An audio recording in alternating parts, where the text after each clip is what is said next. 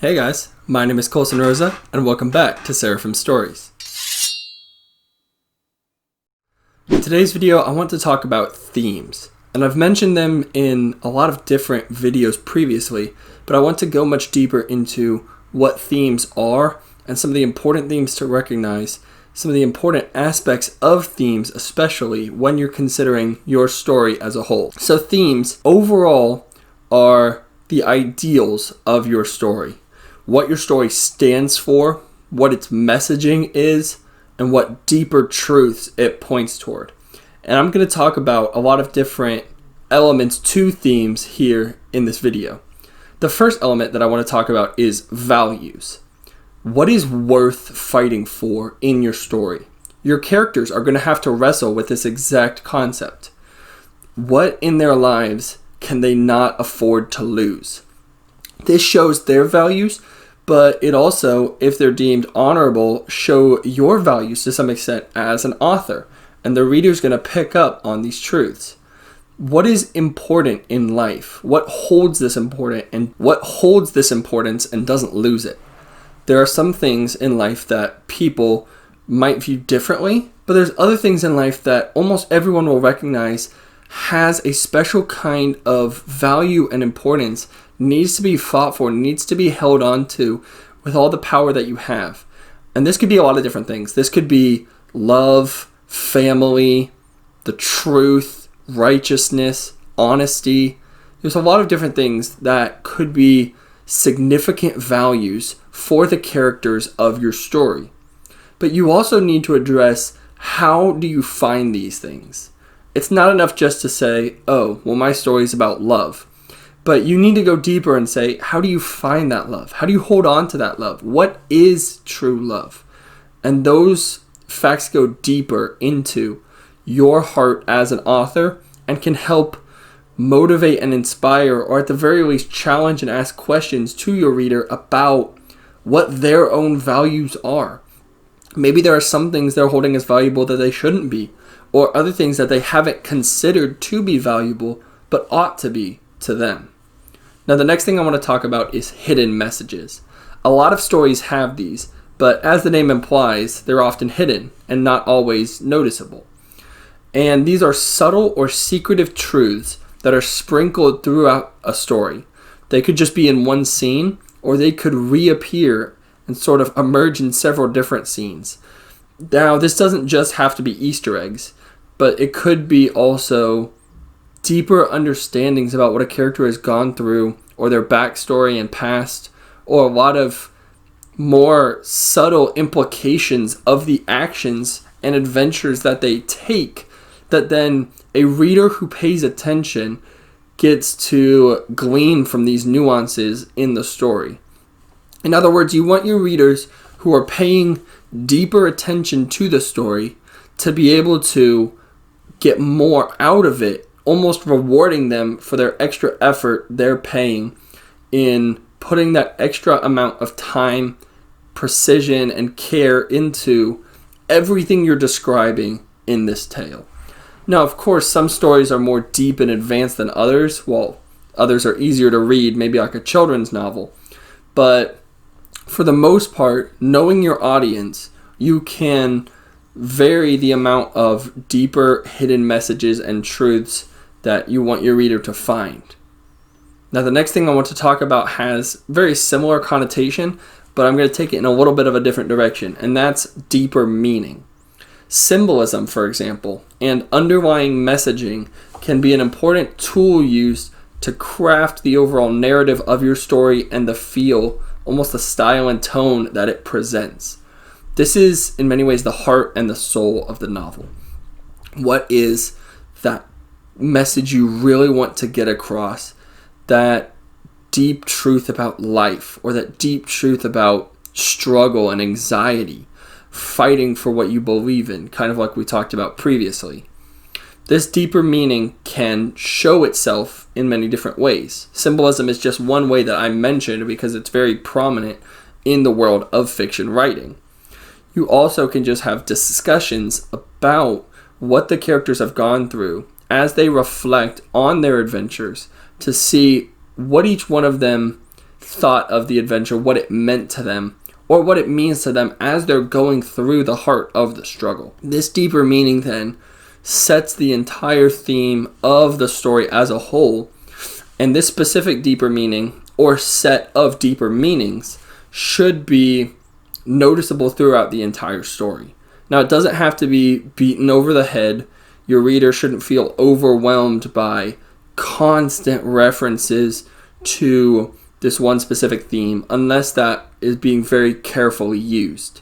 Like, for example, if you're writing a story about samurai, in the ancient Japanese culture, honor was incredibly important. So if honor is your deeper meaning, and that is a value that you want to show what it looks like and what it feels like to these characters, you can mention it more often, but you want to do more than just mention that honor is important.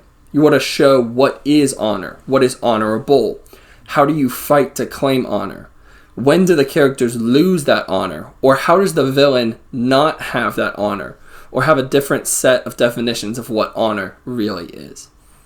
Now, the next thing I want to talk about is morality, and this gets to the heart of some of your perceptions on the actual plot and story you're telling, the actions of the characters, and your own worldview. What is right and what is wrong? Your reader is going to be asking these questions, whether you know it or not, while they're reading your story. They're going to be asking, should the character have done that? Was it right that the character did that? Was it wrong that the character did that? Do I hate the villain? Do I in some ways relate to the villain? Do I sympathize with him or her?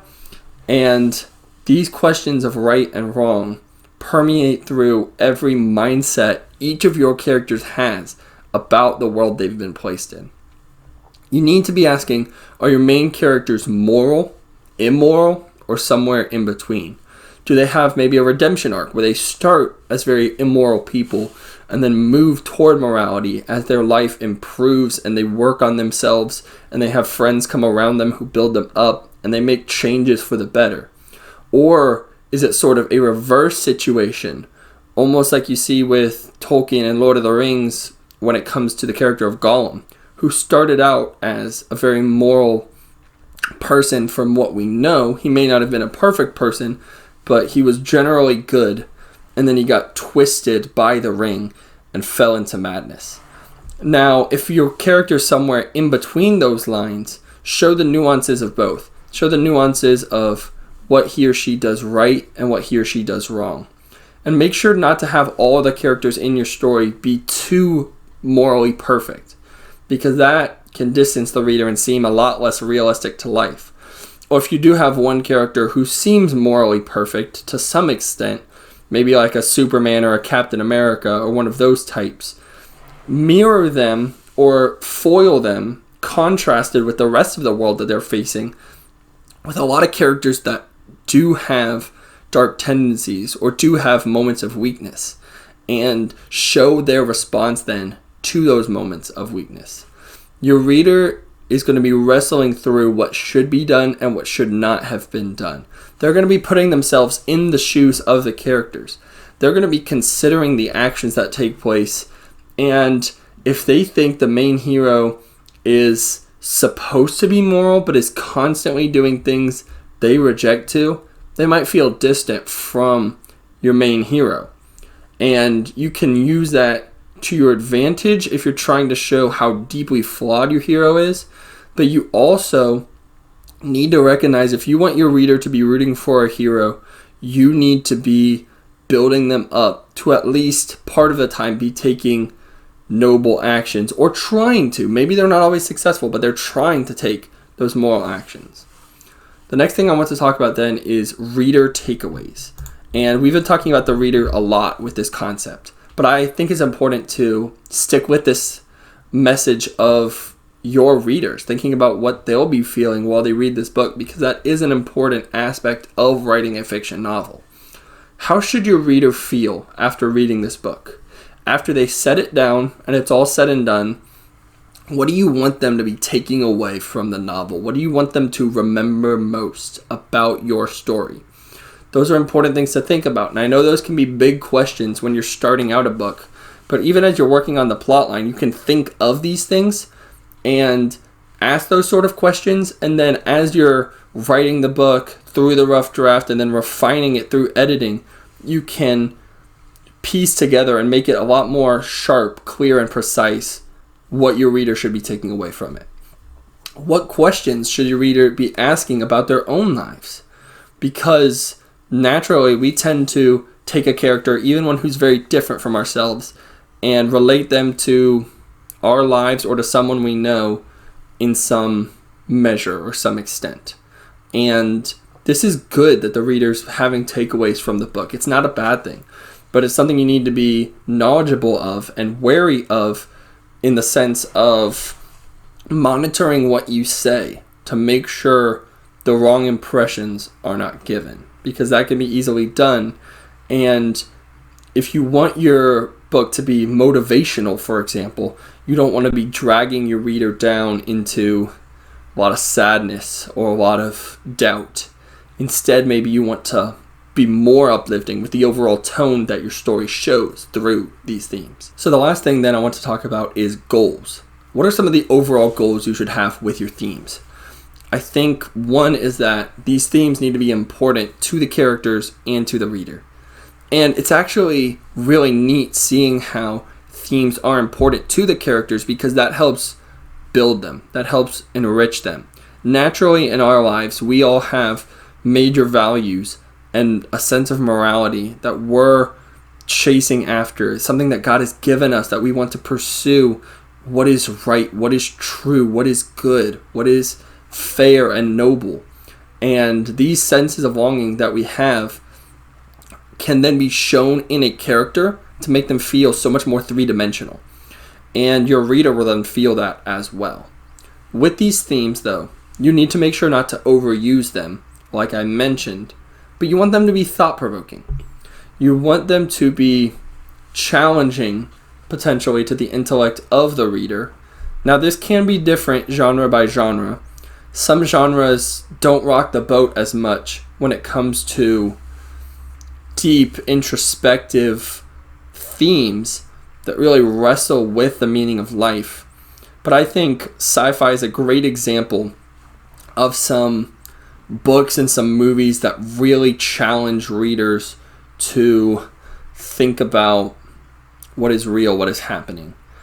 And not all of these books are necessarily palatable with the way they present this. They can be very tough books to read if they're challenging all of the maybe darker parts of humanity, but they can also be important to read, and a lot of people see them as such. For example, I wasn't necessarily the biggest fan of A Brave New World by Huxley when I had to read it in college, but I recognized that it trying to show a future where humanity heads down a very dark path, a very tough pill to swallow for sure when you're reading that novel. And there are other ones that just more challenge the reality of life itself. For example, movies like The Matrix or Inception. And this is part of the reason why they gained such a massive following and popularity, is because of these overarching themes that they presented and how they dove into those themes. Some other things your themes can be, besides just thought-provoking, is inspiring, challenging, and powerful. Now, of course, as you probably recognize, there are a lot of different themes you can present. There are themes that are both positive and negative. Even presenting a negative theme, you can present something that's really tough to wrestle with and deal with, and your characters almost overcome that theme and show how it should be properly responded to. I think of things like fear, greed, loss of a loved one, despair. Those can be powerful and emotional themes, and then not all your characters might respond to it equally. Some might rise above, some might fall under these weights that are then placed in their lives. Or themes could be much more positive, like bravery, being a hero, being a leader, igniting passion in someone's life, being zealous for the right causes in life, taking a stand to make a positive change in a community. There's so many different aspects to these themes, but I hope this video has helped you consider a lot of those. I would really appreciate it if you could subscribe to this channel and maybe like this video. If you want to hear more content like this and more deep exploration into the world of creative writing and how the themes we experience in our own lives then translate to the page and translate to these wonderful novels that we can write together. So I hope you guys love the video. God bless.